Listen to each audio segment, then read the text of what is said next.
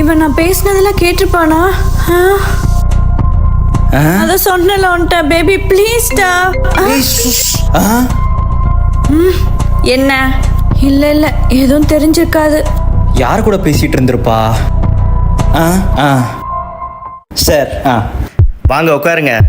ஓகேங்க சார். உங்கள் ஃப்ரெண்டு சொன்னாங்க ஸ்கிரிப்ட் இருக்குன்னு. நரேஷன் போயிடலாமா? போயிடலாங்க சார். ஸோ ஹீரோயினுக்கு அடிக்கடி கால் வருது சார், அதை அட்டன்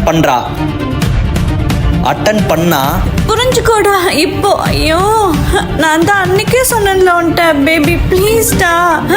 ஏய் தம்பி தம்பி. சாரி சார் கால் அட்டன் பண்ணா. அன்னைக்கு போட்ட பிளான் தானே, ஏன் இவ்வளோ யோசிக்கிற?